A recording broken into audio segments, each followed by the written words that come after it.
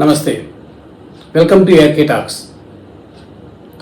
ప్రధానమంత్రి నరేంద్ర మోడీ, కేంద్ర హోంశాఖ మంత్రి అమిత్ షాలు సోదరుల కంటే ఎక్కువని, వారిద్దరి మధ్య దశాబ్దాలుగా నెలకొన్న సన్నిహిత సంబంధాలు, వారిద్దరి మధ్య ఉన్న బాండింగ్ సోదరుల మధ్య సంబంధం కంటే ఎక్కువని, వారిద్దరూ ఒక రకంగా చూస్తే సయామిస్ ట్విన్స్, అంటే అవిభక్త కవలలాగా అప్పట్లో గుజరాత్ రాజకీయాల్ని ఇప్పుడు జాతీయ రాజకీయాలను శాసిస్తున్నారని చాలామంది వ్యాఖ్యానిస్తూ ఉంటారు.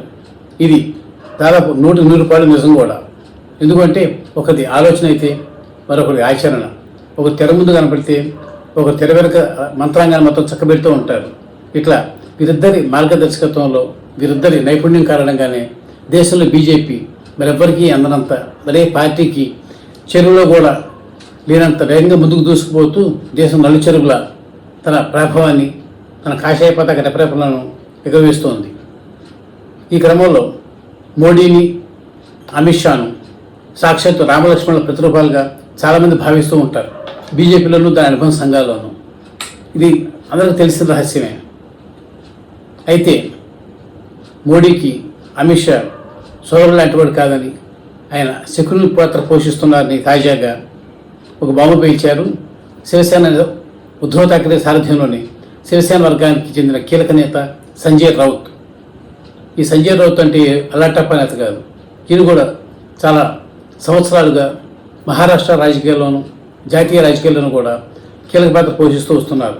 ప్రస్తుతం రాజ్యసభ సభ్యుడు కూడా అయిన సంజయ్ రౌత్ శివసేన స్థాపక అధ్యక్షుడు బాల్ ఠాక్రే హయాం నుంచి ఇప్పటివరకు కూడా శివసేన పార్టీలోనే ఉంటూ, ఆ పార్టీ వ్యవహారాలను చక్కబెడుతూ, ఆ పార్టీ తరఫున బలమైన మౌత్ పీస్గా ఉంటూ శివసేనను జాతీయ స్థాయిలో తన ఉనికి గట్టిగా వినిపించేలా, తన బాణి వినిపించేలా చేయడంలో ఈ సంజయ్ రౌత్ అనే ఈ నేతది కీలక పాత్ర. ఈ సంజయ్ రౌత్ శివసేన అధికార పత్రిక అయిన సామ్నాలో వారం వారం కాలం రాస్తూ ఉంటాడు. పాయింట్ బ్లాంక్ అని అర్థం వచ్చే మరాఠీ పేరు ఉన్న కాలంలో ఆయన సామ్నాలో వీక్లీ కాలం రాస్తూ ఉంటారు. ఈసారి ఈ కాలంలో ఆయన ప్రస్తావించిన విషయం ఇప్పుడు మనం చెప్పుకుంటున్న అంశానికి కారణమైంది. ఈ కాలంలో సంజయ్ రౌత్ ఏం రాశారంటే, ప్రస్తుతం అమిత్ షా ఒక సోదరు మాదిరిగా కాకుండా ఒక శకుని మాదిరిగా నరేంద్ర మోడీ వద్ద వ్యవహరిస్తున్నారని, దీనికి కారణం ఆయనకు ప్రధానమంత్రి పదవిపై ఆశ పుట్టడమేనని, నరేంద్ర మోడీని ప్రధానమంత్రి పదవిలో ఉన్న నరేంద్ర మోడీని ఆయన పలుకుబడిని, ఆయన ప్రాచుర్యాన్ని గణనీయంగా తగ్గించి ఆ తర్వాత ఆ స్థానంలో తను కూర్చోవాలనే ఆసక్తితోనే అమిత్ షా ఇప్పుడు తాజాగా అడుగులు వేస్తున్నారని, వ్యూహరచన చేస్తున్నారని సంజయ్ రౌత్ ఆరోపణ. ప్రస్తుతం ఢిల్లీ సర్కిల్స్లో అమిత్ షా చేస్తున్న మంత్రాంగం నరేంద్ర మోడీకి వ్యతిరేకంగా, నరేంద్ర మోడీ ప్రభావాన్ని తగ్గించేందుకు అమిత్ షా ఉద్దేశపూర్వకంగా కొన్ని చర్యలు తీసుకుంటున్నారని, అదే సమయంలో కొన్ని తీసుకోవాల్సిన అత్యవసర చర్యలు తీసుకోకుండా ఉంటూ నరేంద్ర మోడీ పలుకుబడి క్షీణించడానికి కారణమవుతున్నారని సంజయ్ రౌత్ ఆరోపిస్తున్నారు. ఇందులోని నిజానిజాలు కరెక్ట్గా చెప్పాలంటే అమిత్ షాకు, మోడీకి మాత్రమే తెలుస్తాయి. కానీ సంజయ్ రౌత్ మాత్రం కొన్ని ఉదాహరణలు ప్రస్తావించారు.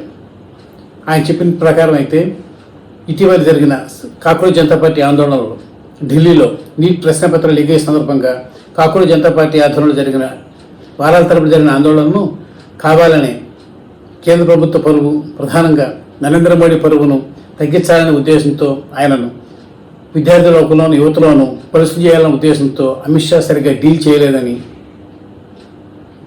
గోరుతో పోయేదానికి గొడ్డల్లాగా తీసుకొచ్చేలా ఆయన కావాలని ఉద్దేశపూర్వకంగా నిర్లక్ష్యం వహించి ఈ కాక్రోచ్ జనతా పార్టీ ఆందోళన భూపెత్తనెక్కేందుకు కారణమయ్యారని సంజయ్ రౌత్ ఆరోపిస్తున్నారు.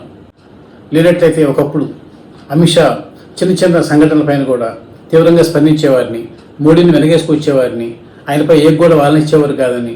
కానీ ఇటీవలి కాక్రోచ్ జనతా పార్టీ ఆందోళన సందర్భంగానైనా, అది కేంద్ర విద్యాశాఖ మంత్రి ధర్మేంద్ర ప్రధాన్ రాజీనామాకు దారితీసినప్పుడైనా, ఆ తర్వాత జరిగిన పరిణామాల్లో కూడా అమిత్ షా ఎక్కడా కూడా తనదైన బాణీని కానీ, తనదైన శైలిని కానీ ప్రదర్శించకుండా కిమ్మనాస్తిగా ఉండిపోయారని, తనకేమి పట్టనట్టుగా చాలాసార్లు అయితే ఆ విషయంపై చర్చ జరుగుతున్నప్పుడు పార్లమెంట్లోనే లేకుండా పోయారని, ఇవన్నీ కూడా ఆయన కావాలని మోడీ ప్రతిష్టను దేశ ప్రజల దృష్టిలో పలుచపరిచి ఆ స్థానంలో తాను ప్రధానమంత్రి అయ్యేందుకు అమిత్ షా చేస్తున్న కుట్రగా, ఉద్దేశపూర్వక కుతంత్రంగా సంజయ్ రౌత్ అభివర్ణిస్తున్నారు. ప్రత్యర్థి పార్టీల మధ్య నాయకుల్లో అనుమానాలు పరస్పర అపార్థాలు సృష్టించేలా చాలాసార్లు బీజేపీ పెద్దలు విమర్శనం చేశారు.